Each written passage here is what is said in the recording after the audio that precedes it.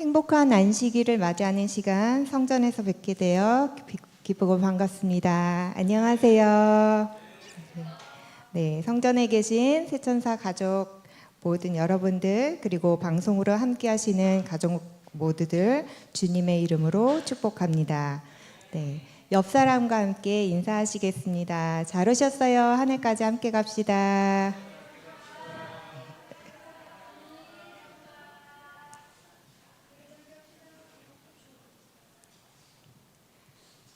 저희는 계속해서 시편 교과 12번째, 오늘 12과 영원토록 여호와를 경배함이란 주제로 오늘 공부하도록 하겠습니다. 먼저 연약하고 많이 부족하고 인간적인 제 부족함을 가리워 주실 성령 하나님께 우리 이 시간 같이 계신 여러분의 빈 마음에 같이 간절히 기도합니다. 저희들 준비된 말씀이 감동으로 은혜로 함께하기를 하나님께 간절히 기도드립니다. 네, 먼저 저희 연구 범위가 그 과별로 시편 134편, 그리고 이사야 42장, 계시록 14장, 그리고 시편 15편, 시편 101편, 그리고 시편 96편, 계시록 14장 다시 나오고요. 요한복음 4장 23절, 24절 이렇게 연구 범위가 되겠습니다. 이게 과별로 묵상하게 되는 범위가 되겠고요. 저희들 기억절 한번 다 같이 읽도록 하겠습니다. 시작. 여호와께 노래하며 내가 살아있는 동안 내 하나님을 찬양하리로다. 아멘. 기억절에 나온 시편을 보시면 이렇게 같은 내용이 반복적으로 강조됩니다. 여기 앞전에 보이는 내가와 그 절 끝쪽에 보이는 살아있는 앞쪽에 있는 내가가 중복이 되죠. 그리고 또 앞쪽에 평생토록과 그 뒤쪽에 있는 살아있는, 그리고 여호와께 다시 대신하는 그 뒤에 하나님, 그리고 노래하며와 찬양하리로다라고 이렇게 두 번 조금 다르게 결국은 같은 말로 이렇게 반복되는데요. 히브리 문학의 전반적으로 보면 이렇게 한 번 더 같은 문장 안에 맞춤표가 맞춰지기 전에 두 번 이렇게 강조하는 그 문학적으로는 동의대꾸법이라고 이렇게 두 번 표현하는데요. 이런 표현이 성경 전반에 굉장히 많이 등장합니다. 그래서 오늘 기억절 내용에 이런 특별한 특징이 있다 이렇게 살펴보았습니다. 우리 안식일 소지부터 금요일 소지까지 이렇게 있습니다. 서론으로는 예배를 위한 공동체, 조금 말을 편하게 하기 위해서 제가 조금 바꿨습니다. 일요일은 성소에서 하나님을 예배하라. 월요일은 새 노래로 하나님을 예배하라. 화요일은 거룩한 예배자가 되라. 수요일 하나님을 선포하는 예배자가 되라. 목요일 하나님이 기뻐하지 않으시는 예배자. 그리고 금요일 심화학습으로 이렇게 되겠습니다. 저희들 안식일로 넘어갑니다. 서론 부분인데요. 저희가 예배를 위한 공동체에 관한 연구입니다. 시편은 예배에 관한 성경인데요. 하나님의 백성들이 예배를 할 때 쓰는 굉장히 많은 예배의 내용을 담고 있습니다. 우리가 누군가에게 은혜를 입으면 그 감동과 감사함으로 인해서 이렇게 생각하죠. 어떻게 이 은혜를 갚지? 어떻게 보답할까? 어떻게 작은 선물이라도 표현을 해서 그 사람에게 전달을 할까? 이렇게 생각을 하게 되는데요. 시편 116편 12절에는 내가 여호와께 무엇으로 보답할까라고 묻습니다. 이에 대해 하나님께서 삶을 바치는 헌신과 예배로 답해야 된다고 서술하고 계십니다. 예, 매일 온전하게 바치고 경험하는 삶을 이야기하고 있는데요. 이 시편에서 하나님께서 감사해서 예배하는 이스라엘이라는 이 국가이자 민족을 예를 들어서 이야기하고 있는데요. 이 이스라엘이자 국가이자 민족은 이제 큰 범주, 큰 무리를 이야기하고 있습니다. 이 큰 무리는 다른 말로 우리가 공동체, 우리도 공동체가 될 수 있죠. 이 공동체에게, 이스라엘이라 부르는 공동체에게 두 가지 소명을 주셨습니다. 바로 하나님을 찬양하는 것이고 그들이 경험한 하나님을 증거하는 것입니다. 자, 첫 번째가 찬양하는 것이고 두 번째가 하나님을 증거하는 것이라고 했는데요. 왜 그러느냐 하면은 하나님과 맺은 나와의 관계가 있고 이 관계를 통해서 다른 사람으로 다시 이 관계를 전하게 됩니다. 그러면 그 사람들도 그 하나님의 향기를 바라여 그 관계를 또 하나님을 알게 되는 관계를 맺게 되기를 원하시게 되는 거죠. 이렇게 해서 하나님께서 온 세상이 그분의 백성들과 연합해서 하나님을 경배하는, 결국에는 아주 큰 무리가 되기를 원하고 계신다는 표현입니다. 그렇기 때문에 우리가 시편이 강조하는 것은 우리 가족들이 여기 모여 있지만 함께 드리는 예배를 굉장히 강조하고 계십니다. 그리고 이것이 가장 이상적인 예배라고 말씀하십니다. 제가 긴장하여 말이 빨라져서 이렇게 핸드 사인으로 워워 한번 해주세요. 자, 물론 개인이 하나님을 만나는 예배도 굉장히 중요합니다. 굉장히 중요하죠. 아침에 말씀 묵상, 기도, 이런 개인의 시간도 굉장히 중요합니다. 왜냐하면 이런 개인의 경험을 통해서 노래하는, 우리 다음과에서 얘기하죠. 새 노래가 다음 요일에서 이제 다뤄지고 있는데 이 새 노래가 개인의 신앙에 대해서 이야기를 하고 계세요. 이 개인의 신앙을 통해서 발견한 하나님이 계시잖아요. 개개인마다 하나님의 역사하시는 다루는 그 경험들이 다 각자 다를 겁니다. 그래서 우리가 공동체 예배에서 모였을 때 나는 이번 주에 이런 하나님을 만났어. 너는 어땠어? 나는 이런 불편함이 있었고 어려움이 있었는데 하나님께서 해결해 주셨어. 또는 나는 기도 중이야. 이렇게 나눌 때 옆 사람에게 이런 나의 이야기를 공유한다면 어떻게 될까요? 기도해주고 또 관심 가져서 그거에 대해서 뭘 하게 될까요? 그거 해결됐어? 하고 끝까지 같이 중보 기도를 해줄 수 있을 겁니다. 네, 그렇기 때문에 공중 예배의 중요함이 이렇게 나와서 우리의 경험을 나누는 게 굉장히 중요하다. 이게 개인의 예배가 깊은 단계로 갈 수 있다라고 이야기해 주십니다. 개인적으로 하나님을 만나고 또 찬양하고 다시 공동체 예배에서 하나님을 느낀 바대로 나누는 삶이 굉장히 중요한 것이라고 볼 수 있겠습니다. 일요일 소지로 가보겠습니다. 자, 일요일 소지는 시편 134편을 본문으로 두고 있는데요. 성소에서 하나님을 예배하라. 예전에 그 성소에서 제사장들이, 제가 이게 가운데가 잘 안 벌어지는데 이런 모양으로 손을 들고 이렇게 회중을 향해서 이렇게 축복의 기도를 하고 이렇게 손짓을 했다고 해요. 이게 뭐냐면 엘 샤다이의 히브리 문자에 이렇게 표현으로서 우리가 기도를 할 때 손을 모으기도 하지만 우리 다른 교회에서나 이렇게 할 때 이렇게 막 찬양하고 기도할 때 이렇게 하시는 거 보이시잖아요. 예전에 여기에서 이렇게 온 것이 아닐까 생각해요. 그래서 축복하는 이런 사인이라고 해요. 이게 이제 되네요. 이렇게 벌어질 때 엘샤다 이렇게 축복의 기원이라고 합니다.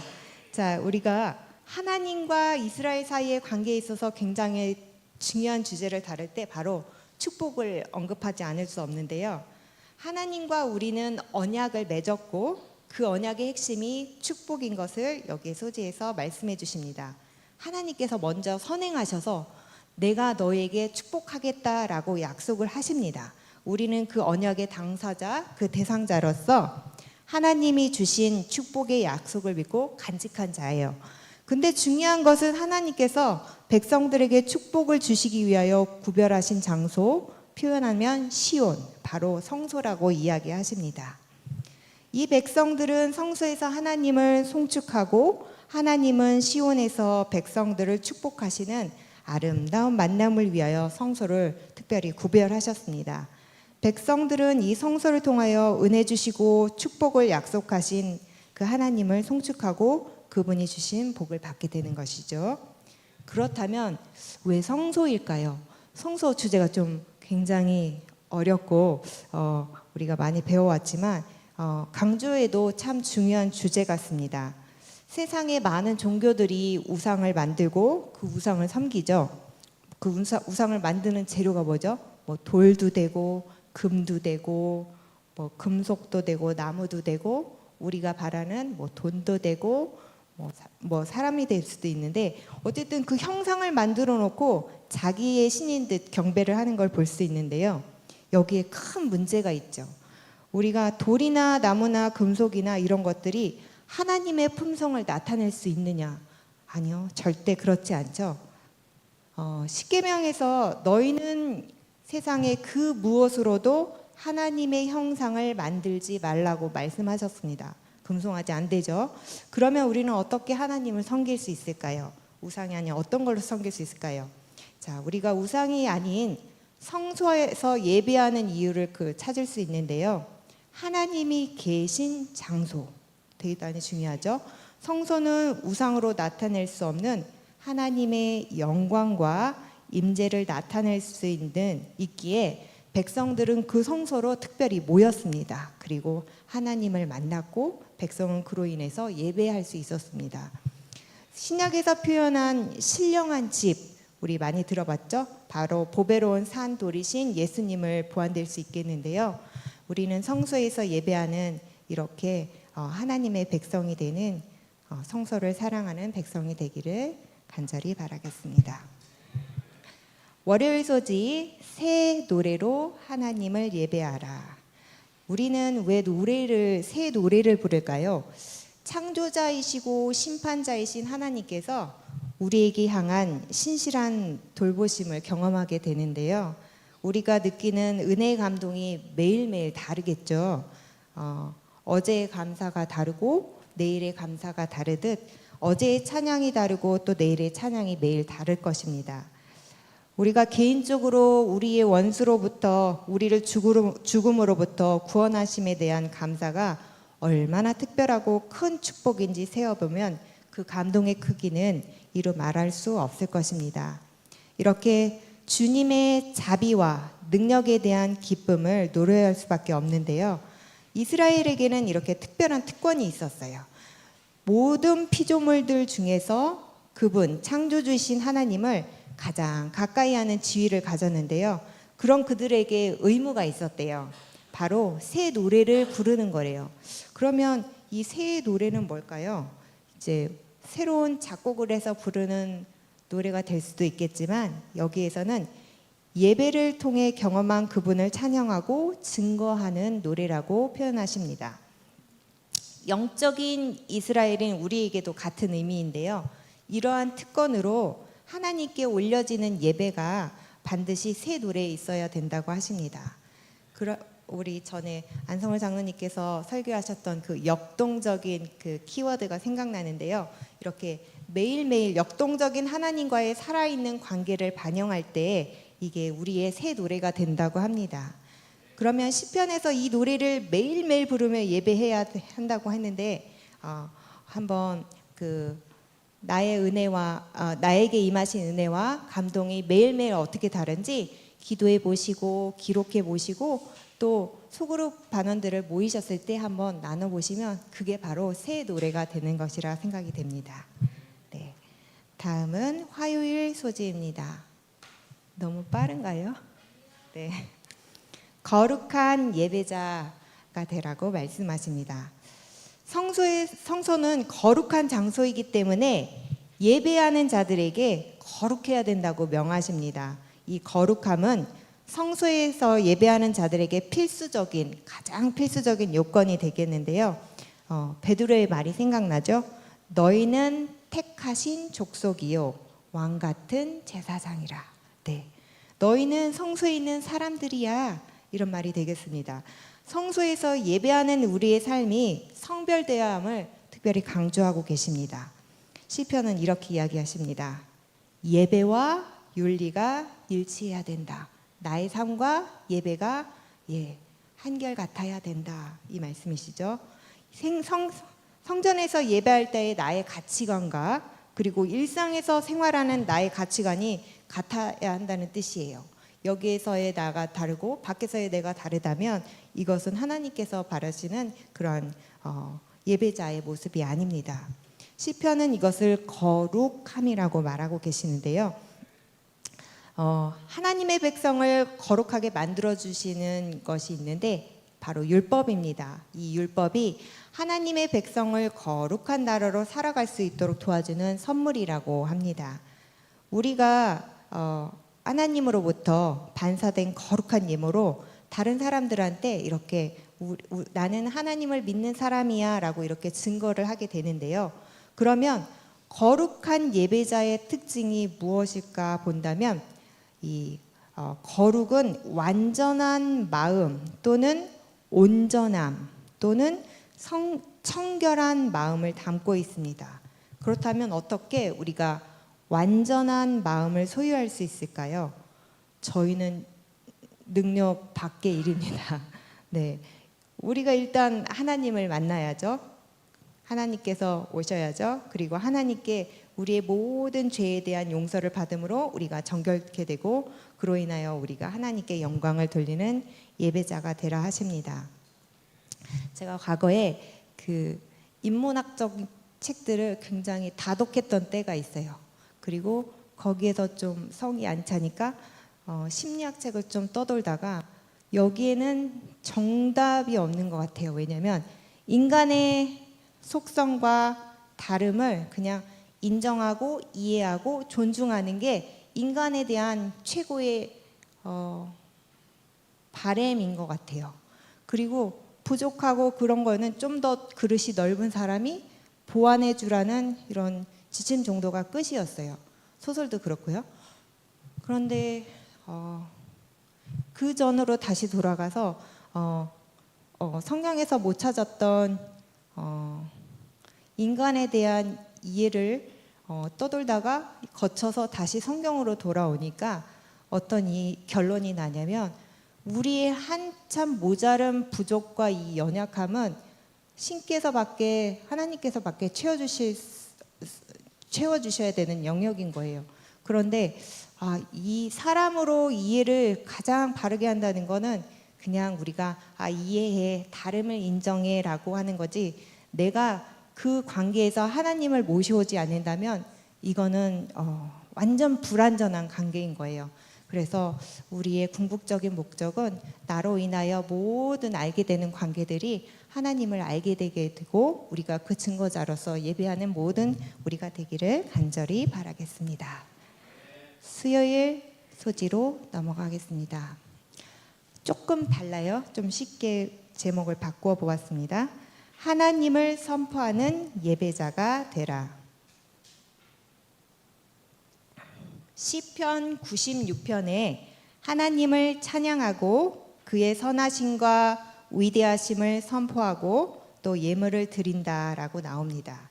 이 시편에는 다른 민족에게 주님의 나라를 선포하는 복음적인 요소들이 있습니다. 여기에서 예배의 이유를 통해 복음의 내용을 살펴보겠는데요.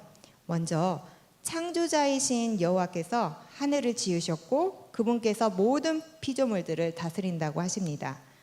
본질적으로 예배의 본질은 나를 지으시니 나의 주인, 이 주님이 누구인지를 정확히 알고 그 인식의 반응이 바로 예배인데요. 구체적으로 시간순으로 보면 과거로 말하자면 주님이 우리를 창조하셨고 우리를 구원하신 주님의 사역을 기억하는 것이 예배의 본질이고 또 현재로 돌아오면 우리를 현재 통치하고 계시고 우리를 돌보시는 하나님을 찬양하는 것이 현재 우리의 예배의 본질인 것입니다. 또 앞서 나가면 또 미래로 가면 어떨까요? 앞으로 심판자 되시는 우리 주님께서 우리의 억울함도 풀어주실 중보자가 되실 것에 우리는 감사합니다. 그런 하나님을 기대하고 또 재림을 기대하는 것이 예배의 본질인 것입니다. 이 예배의 본질은 또한 복음의 본질이기도 합니다. 우리 잘 아는 우리 교회 이름과도 많이 가까이 있는 세 천사의 기별이 나오는데요. 같은 예배의 본질이죠. 때가 가까웠으니 창조주를 예배하고 경배하라는 새 천사의 기별과 같은 맥락인 것입니다. 그렇기 때문에 예배자는 하나님을 선포하라고 명령하십니다. 목요일 소지로 넘어가겠습니다. 하나님께서 기뻐하지 않으시는 예배가 있습니다. 그런 예배자가 있습니다. 예배에는 우리가 내용과 형식이 존재합니다. 헛된 제사, 공허한 제사가 있는데 이게 무슨 뜻일까? 보면 형식으로 보면 제사와 절기, 번제와 제물, 예배에 이런 외적인 표현이 있다면 이 예배의 내적 동기는 예배자의 거룩함이라고 할 수 있는데요. 이 모든 의미를 상실한 예배를 헛된 제사라고 합니다. 그렇다면 시편 40편, 50편, 51편에 보면 그들은 하나님이 아닌 그냥 그 외에 예배 형식에 집중된 것을 지적하고 계시는데요. 여기에서 그들의 불의한 행위와 악에 대해 하나님께서 굉장히 책망하고 계십니다. 형식적으로 보기 좋은 것을 가지고 와도 그 내면의 것이 비어 있다면 슬퍼하실 일입니다. 그 반대로 의의 제사는 무엇일까요? 그들의 의의 제사, 그들의 마음이 죄에서 돌이켜서는 회개와 죄에 대한 애통함이 전제되어야 하는데요. 그로 인해서 용서받은 진실된 감사가 동반되어야 함을 말합니다. 마태복음 15장 8절의 말씀인데요. 제가 읽어드릴게요. 내 백성이 입술로는 나를 공경하되 마음은 내게서 멀도다. 이때 예수님의 때에도 예수님의 말씀을 통해서 보면 지금과 같은 이러한 문제를 살펴보게 되는데요. 지금의 우리도 이런 공허한 예배에 빠진 모습은 아닌지 우리가 돌이켜 보아야 될 문제인 것 같습니다.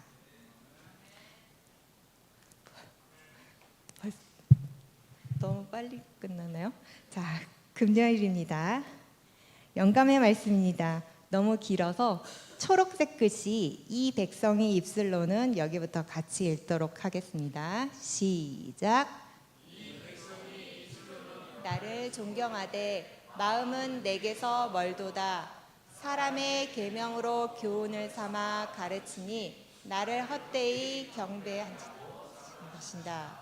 하나님을 예배하는 자들은 신령과 진정으로 예배하여야 하는데 이는 아버지께서 이렇게 자기에게 예배하는 자들을 찾으시기 때문이다. 네, 아멘. 이렇게 죄를 고백하고 서로의 연약함을 위하여 기도해 주시고 그로 인해 성령 하나님을 만나면 여기 예배로 모인 우리 공동체에 큰 유익이 되는 참된 의의 제사가 되기를 기도하고 바라겠습니다.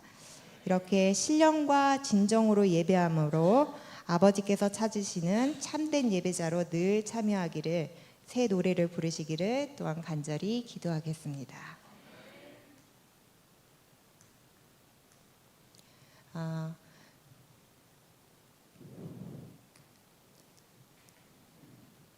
저희가 이제 찬양으로 이 시간 은혜를 나눌 건데요.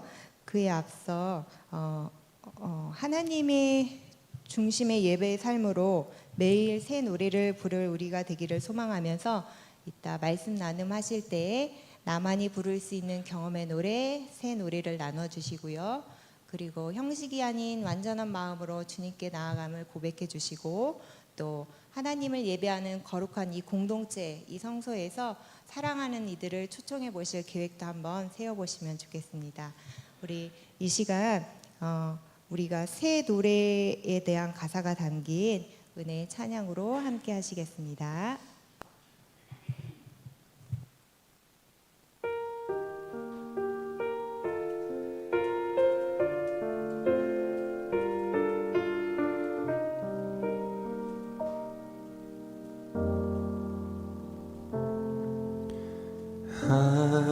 하나님의 음성을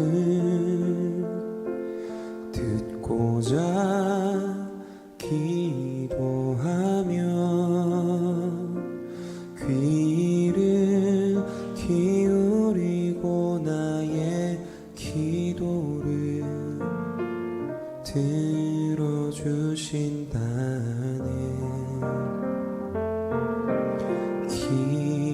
깊은 웅덩이와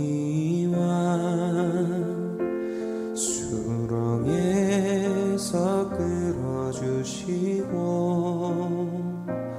나의 발을 반석 위에 세우시사 나를 튼튼히 하셨네.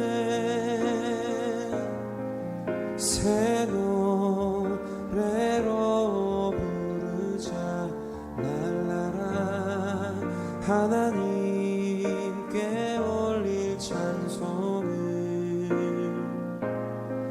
새 노래로 부르자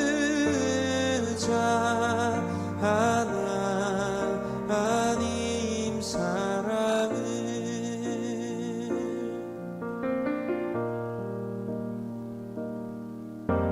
주를 의지하고 교만하지 않으며 거짓에 치우치지 아니하며 복이 있으리라. 여호와 나의 주는 크신 권능의 주라. 그의 크신 권능으로 우리들을 사랑하여 주시네. 새 노래로 부르자 랄라라 하나님께 올릴 찬송을. 새 노래로 부르자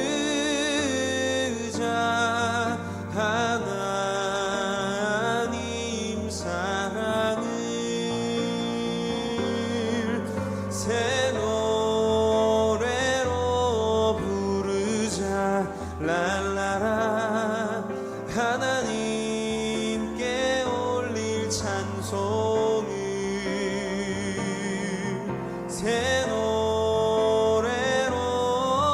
부르자 하나님 사랑을. 새 노래로 부르자 랄라라 하나님께 올릴 찬송을. 새 노래로 부르자 하나님 사랑을.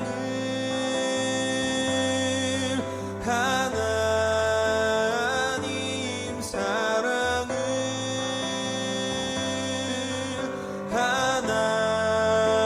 하나님 사랑을.